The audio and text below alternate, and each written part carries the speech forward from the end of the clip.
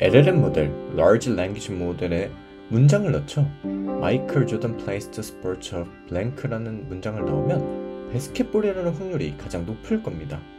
이건 이 수천억 개의 파라미터 속에 마이클 조던이라는 사람이 어떤 스포츠를 하는지가 학습되어 있다는 뜻이죠. LLM 모델을 써보신 분들은 이 모델이 엄청나게 많은 사실들을 외우고 있다는 걸 아시고 있을 겁니다. 이런 게 궁금하진 않으셨나요?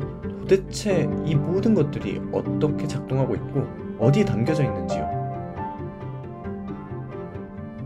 이러한 사실에 대해서 구글 딥마인드가 관련된 내용을 공개한 적이 있고, 유명한 스포츠 선수와 스포츠 종목을 섞어서 예시로 사용했었죠. 이걸로 모든 건 알 수는 없지만 그래도 그 연구진의 결과에 따르면 이런 사실들은 네트워크의 특정 부분, 그 중에서도 멀티레이어 퍼셉트론, 줄여서 우리가 흔히 말하는 MLP라는 레이어에 담겨 있다고 합니다. 들어보셨나요? 사실 지난 몇 번 영상 동안 저희는 트랜스포머에 대해서 다뤄왔는데요. 트랜스포머는 요즘 라지 랭귀지 모델의 기반이자 AI 전반적으로 많이 쓰이는 아키텍처입니다. 지난 장에서는 어텐션을 다뤘고, 이번 영상에서는 MLP, 멀티레이어 퍼셉트론, 이것도 거의 모든 네트워크에 들어있는 레이어인데요. 여기서 무슨 일이 벌어지는지 살펴볼 겁니다. 계산 자체는 엄청 단순합니다. 특히 어텐션과 비교하면 더 단순하죠. 핵심은 행렬곱을 2번 하는 건데, 행렬곱이라니 그 자체만으로도 참 쉽죠. 그런데 말이죠, 이 계산이 실제로 뭘 하는지 설명하는 건 굉장히 어렵습니다.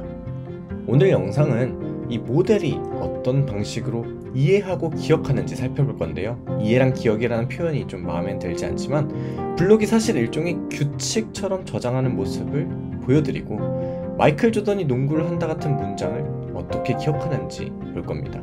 이건 사실 딥마인드 연구자들이 썼던 예시이기도 하죠. 지난 2개의 챕터를 보셨거나 트랜스포머가 뭔지 어느 정도 아신다고 생각하겠습니다. 그래도 복습은 늘 도움이 되니까 짧게만 한번 정리해볼까요? 우선 저희가 지금 말하고 있는 LLM이란 텍스트의 일부분을 입력으로 받고 다음 단어를 예측하도록 훈련된 모델입니다. 핵심은 입력 텍스트가 먼저 여러 개의 토큰으로 쪼개진다는 거였죠. 보통은 단어나 단어의 일부 같은 작은 조각들이었죠. 각 토큰은 하나의 고차원 벡터로 표현됩니다. 수많은 숫자들로 이루어져 있는 벡터죠. 그 다음 이 벡터 시퀀스에 2가지 연산이 반복적으로 적용되었었는데요. 지난 영상에서 많이 다뤘던 어텐션 레이어와, 그리고 오늘 영상에서 얘기 드릴 MLP 레이어, 즉 멀티레이어 퍼셉트론 레이어입니다. 그리고 그 사이사이엔 사실 노멀라이제이션, 정규화도 들어가죠. 여러 개의 벡터들이 이 여러 개의 블록들을 여러 번 거치고 나면 마지막에는 각각의 벡터가 충분히 좋은 정보를 갖게 되기를 저희는 바라면서 훈련을 하게 됩니다. 모델은 입력에 쓰인 다른 단어들에서 얻을 수 있는 문맥과 학습을 통해서 이미 학습된 이 가중치에 들어있는 일반적인 지식을 합쳐서 다음 토큰을 예측합니다. 한 가지 꼭 기억해 두시면 좋을 건, 이 벡터들은 모두 고차원 공간에 놓여져 있고 그 공간을 기준으로 보면 방향마다 담고 있는 의미가 달라진다는 거였죠. 이걸 직관적으로 보여주는 예시가 지난 영상에 있었습니다. 기억하시나요? 남자, 여자 벡터 말이죠. 이제 남성 벡터에서 여자 벡터를 뺀 다음 거기에다가 이제 삼촌 같은 단어에 더해주면은 고무 같은 뜻이 되는 그런 현상이 일어났었죠. 이 예시는 엄청 직관적이지만 사실 이 벡터가 놓여져 있는 공간은 차원이 엄청나게 높은 공간이기 때문에 모델이 표현하려는 각 특성에 대응하는 방향이 수없이 많습니다. 셀 수조차 없죠. 그리고 이런 트랜스포머에서는 이 벡터들이 단어 하나의 뜻만 담고 있는 게 아닙니다. 네트워크를 통과하면서 주변 문맥과 모델이 가진 지식을 다 흡수해서 그 벡터가 가진 의미가 더욱더 풍부해지죠. 왜냐하면 각 벡터가 단어의 뜻을 넘어서 정보까지 품고 있어야 다음 단어를 예측할 때 그 정보가 제대로 쓰일 수 있기 때문입니다. 이때 어텐션 블럭은 문맥을 파악한다고 했었죠. 그런데 이 모델의 파라미터는 대부분 MLP 블럭에 몰려 있습니다. 그래서 어떠한 사실 정보를 담아둘 공간은 MLP 쪽이 훨씬 더 큰 거죠. 아까 말씀드렸던 마이클 조던은 농구를 한다라는 그 사실을 어떻게 알아내는지 좀 인위적으로 만든 예시를 따라가면서 살펴보죠. 그걸 위해선 몇 가지 가정을 깔고 가야 되는데요. 바로 3가지 단어들이 직교한다는 겁니다. 첫 번째로 마이클이라는 이름, 그리고 조던이라는 성, 그리고 마지막으로 바스켓볼이라는 농구라는 단어, 이 세 개가 서로 직교하고 있다고 생각해 보겠습니다. 만약 그렇다면 네트워크 안에서 어떤 벡터가 정규화되어 있다고 할 때 그 벡터의 내적 값이 특별한 의미를 지니게 되는데요. 어떤 특정한 벡터가 마이클과 내적했을 때 그 값이 0이나 음수라면 그 벡터는 그 방향, 즉 마이클이라는 개념과 거의 일치하지 않는다는 뜻입니다. 그리고 좀 단순하게 생각하기 위해서 내적 값이 1보다 크면 그게 무슨 의미인지는 일단 넘어가도록 하죠. 좀 비슷하게 그 벡터를 다른 방향, 예를 들면 조던이나 아니면 바스켓볼, 농구 같은 벡터랑 내적을 해서 개념이 얼마나 관련이 있는지 알아볼 수 있겠죠. 만약 어떤 벡터가 마이클 조던이라는 전체 이름을 표현한다고 가정해보죠. 그 벡터는 이 마이클의 방향과 조던의 방향 모두 내적이 1이어야 되는 겁니다. 그런데 마이클 조던은 두 개의 토큰이죠. 그래서 두 번째 토큰이 마이클의 정보를 함께 담을 수 있으려면 이전에 있던 어텐션 블록이 첫 번째 토큰의 정보를 잘 전달했어야겠죠.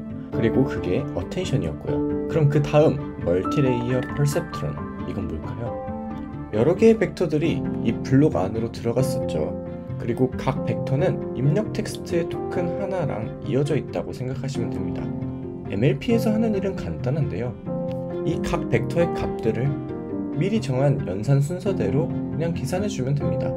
그러면 제일 마지막에 최종적인 결과 벡터를 얻게 되는 거죠. 그 결과 벡터는 처음에 인풋으로 넣어줬던 저 벡터랑 더해져서 다음 레이어로 넘어가게 됩니다. 이 연산은 이 모든 벡터에 대해서 다 똑같이 적용되고요. 병렬적으로 계산됩니다. 벡터와 벡터 사이의 연산은 전혀 없습니다. 모두 다 독립적으로 연산이 이루어지죠. 그래서 어텐션보다 이해하기가 쉬운데요. 벡터 하나만 따라가면 그게 모든 벡터에서 다 똑같이 이루어지는 거죠. 이 연산의 의미를 개념적으로 설명해보자면 마이클 조던과 바스켓볼, 즉 농구 간의 관계는 매우 강하겠죠. 이 마이클 조던을 의미하는 벡터가 인풋으로 들어왔을 때 여러 레이어를 지나서 나온 결과가 약간 바스켓볼과 비슷한 의미를 가지게 되는 겁니다. 그리고 그게 더해져서 두 의미가 약간 섞이게 되는 거죠. MLP 안에서 제일 처음 하는 거는 리니어 레이어, 즉 행렬 곱입니다. 특별한 건 없고요. 딥러닝에서 늘 하듯이 이 행렬도 모델 차원에 맞게 크기가 정해져 있고 학습을 통해서 값을 업데이트하는 겁니다. 이런 파라미터는 학습되는 동안 모델이 데이터에서 패턴을 더 잘 찾도록 업데이트 되는 거였죠. 행렬곱을 쉽게 이해하시려면 각 행을 하나의 벡터로 보시고 그 벡터가 인베딩 E와 내적된다고 생각하시면 편합니다. 아까 설명드렸던 내용 기억하시나요? 첫 번째 행이 이름 마이클과 같은 방향이라고 한번 생각해보죠. 그러면 출력의 첫 번째 행, 첫 번째 성분은 다 프로덕트 된 결과죠. 이 값이 만약에 마이클이랑 관련이 크면 1, 그게 아니면 0이나 음수가 될 거입니다. 이 첫 번째 행을 마이클 벡터랑 조던 벡터를 더한 값으로 한번 생각해 볼까요? 그럼 그게 어떻게 되냐면 이해하기 쉽게 m 더하기 j라고 표현해 볼 수 있겠죠. 그 합의 인베딩을 e랑 내적했을 때 m.e 플러스 j.e가 될 거고, e가 이 마이클 조던을 잘 담고 있으면 그 값은 2가 될 겁니다. 그게 아니면 값은 1이거나 1보다 작게 나오면 되겠죠. 지금 보고 계신 건 행렬의 한 행일 뿐이고 실제로는 모든 행을 인베딩 e와 내적해서 각 커리 값을 구한다는 뜻입니다. 그리고 지난 영상에서도 말씀드렸었던 바이어스, 모델 차원 크기에 학습된 벡터를 하나 더해주죠. 첫 번째 항의 바이어스를 마이너스 1이라고 생각해볼까요? 그럼 최종 출력은 이 내적 값에서 1을 뺀 값이 되겠죠. m.e 플러스 j.e 마이너스 1이 될 겁니다. 이 마이너스 1은 왜 나온 걸까요? 저 값이 마이클 조던이라는 그 의미를 잘 담고 있다면 양수가 되고, 만약 그렇지 않다면 그 값이 0이 되거나 음수가 되게 만들려고 이런 값을 더해주는 겁니다.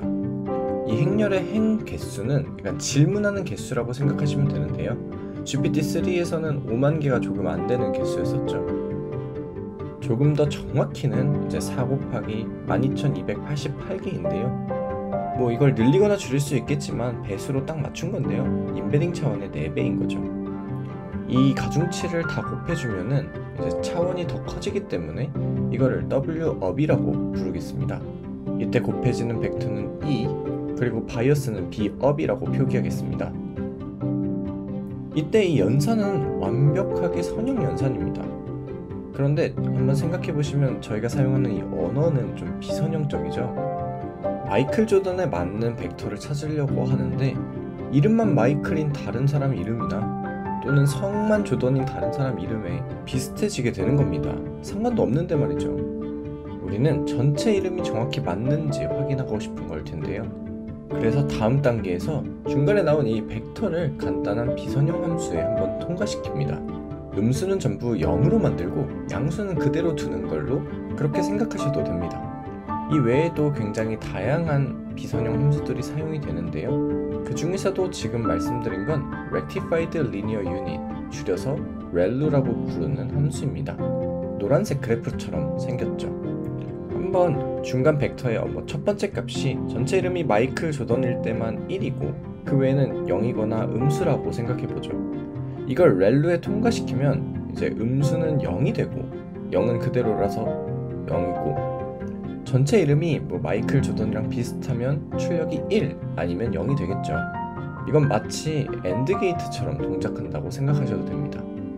실제 모델에서는 이 ReLU를 조금 바꾼 GLU라는 펑션을 많이 쓰는데요. 생긴 모양 자체는 ReLU랑 비슷해서 지금은 그냥 ReLU라고 생각하셔도 됩니다.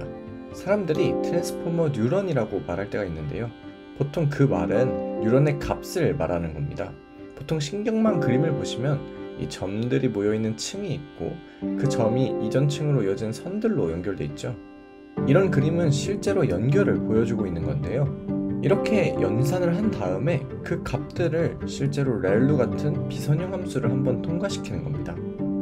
이 입력이 양수면 켜져 있다고 보는 거고요. 그렇지 않으면 이제 꺼져 있다고 보는 게 되는 거죠. 다음 단계도 굉장히 비슷한데요.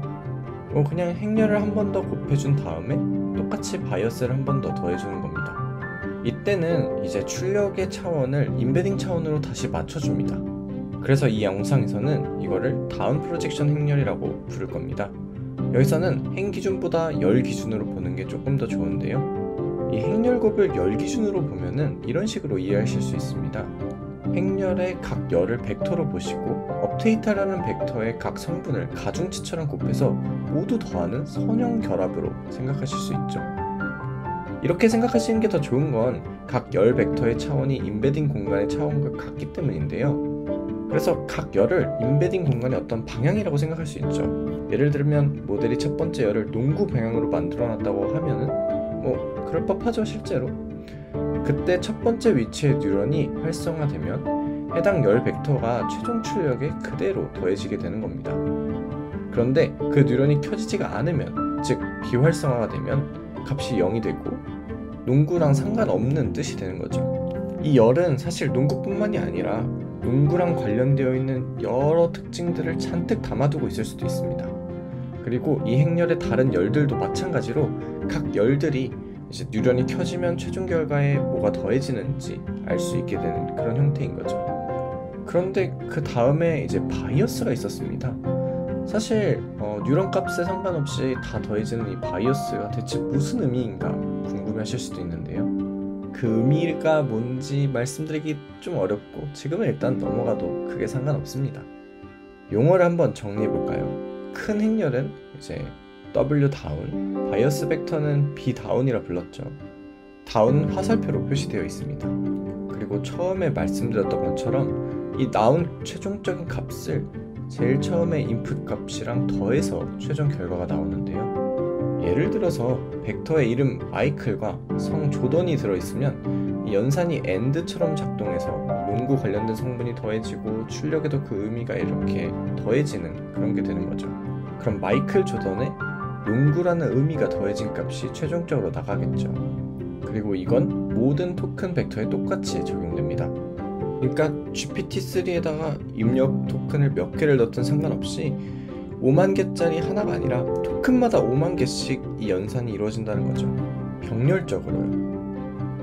그리고 전체 과정은 이게 다입니다. 행렬곱 한 번 하고 렐루 즉 함수 하나 통과시키고 행렬곱 한 번 더 하는 거죠. 그리고 이건 이전 영상에서 봤던 그런 뉴럴 구조랑 똑같습니다. 손글씨 숫자 알아보는 그 예시처럼요. 그런데 이 트랜스포머는 너무나도 커가지고 이 거대한 시스템 안에서 이 MLP는 너무 작은 조각 정도라서 무슨 역할인지 파악하기가 정말 쉽지가 않습니다. 개념적으로 이렇다는 거지 진짜 이렇다는 건 아닙니다. 여기서 잠깐 멈춰서 딱 두 가지만 짚고 넘어가려고 하는데요. 첫 번째는 일종의 정리랑 관련된 거고, 두 번째는 제가 실제로 트랜스포머를 공부하다가 알게 된 이 고차원 공간에 대한 매우 재미있는 사실과 관련된 이야기입니다. 지난 영상에서 GPT-3의 차원을 한번 세봤었죠. 이 모델이 어떤 공간에 사는지도 살펴봤습니다. 그걸 한번 이제 제대로 이해해볼까요? 앞서 설명드린 것처럼 업 프로젝션 행렬, 즉 W업은 행이 대략 5만 개고 각 행의 길이는 인베딩 차원과 같아서 GPT-3에서는 12288개였죠. 계산해보면 그 행렬 하나에 들어있는 파라미터만 약 6억 1400만 개가 됩니다. 다음 프로젝션도 파라미터 수는 비슷하고 모양만 조금 다를 뿐이었죠. 그래서 이 둘을 합치면 대략 12억 개 정도 되는 파라미터가 있는데요. 바이어스까지 합치면 조금 더 늘어나긴 하겠지만 바이어스는 좀 적으니까 생략해보도록 하죠. GPT-3에서는 이 인베딩 벡터 시퀀스가 하나가 아니라 96개의 레이어, 96개의 MLP를 통과합니다. 그래서 이 블록들에만 들어가는 파라미터가 1160억 개인 거죠. 이것만 해도 네트워크 파라미터의 대략 3분의 2입니다. 여기에 어텐션 블럭에 나머지 인베딩, 출력 인베딩 이런 것까지 합치면 총 1750억 개가 되죠. 뭐 이 외에도 좀 빼트려 놓았던 아까 말씀드렸던 노멀라이제이션 할 때 쓰는 파라미터 이런 것들도 있지만 바이어스랑 똑같이 그 비중이 매우 작은 편입니다. 그래서 그건 일단 잠깐 무시해 놨습니다. 이 영상에서 설명드린 예시가 진짜 LLM 모델이 어떻게 정보를 저장하고 있는지를 제대로 설명하고 있는 게 맞냐? 라는 의문이 드실 수 있는데요. 첫 번째 행렬의 각 행은 인베딩 공간에서 하나의 방향을 의미하고 뉴런의 활성화 정도는 주어진 벡터가 그 방향과 얼마나 일치하는지를 보여준다고 했었죠. 그리고 두 번째 행렬의 열은 특정 뉴런이 켜졌을 때 출력이 어떻게 달라지는지를 결정한다고 말씀드렸습니다. 방향이었죠. 그런데 요즘 연구에서는 하나하나의 뉴런이 마이클 조던처럼 깔끔한 특징을 표현하는 경우는 거의 없다고 알려져 있습니다. 요즘에는 이 네트워크를 해석하려고 하는 연구자들 사이에서 어떤 특정한 중첩, 슈퍼포지션이라는 개념이 좀 나오고 있는데요. 이 개념 그 자체가 우리가 모델을 해석하기가 왜 그렇게 어려운지, 그리고 모델의 능력은 왜 그렇게 좋은지 설명해주고 있습니다.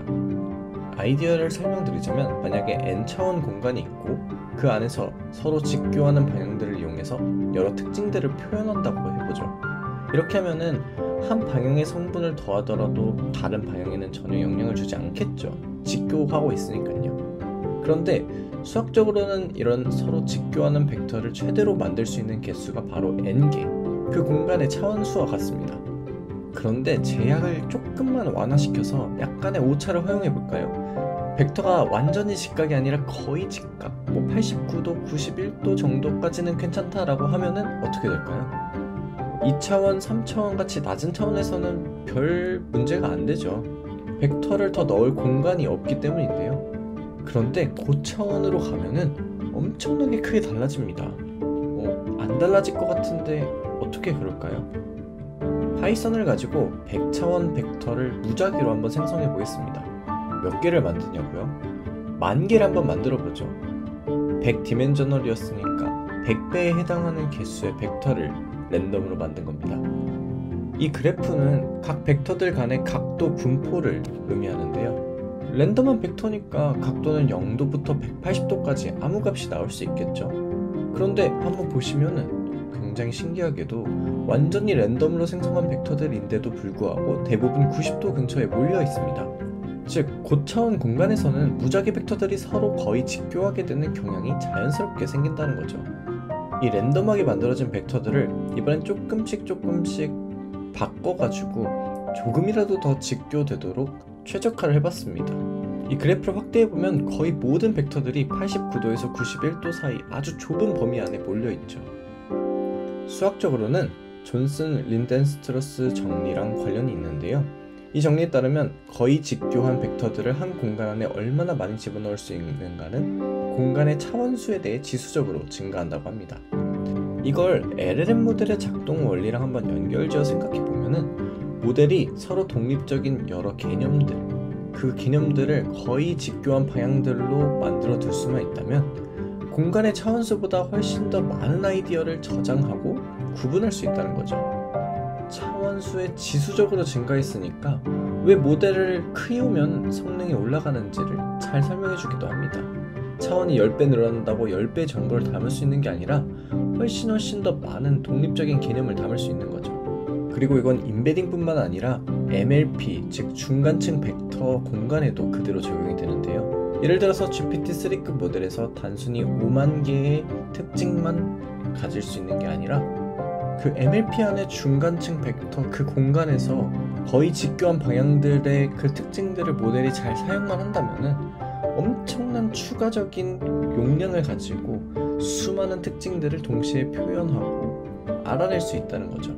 그리고 이건 하나의 뉴런이 아니라 여러 뉴런의 조합으로, 즉 슈퍼포지션으로 표현됩니다.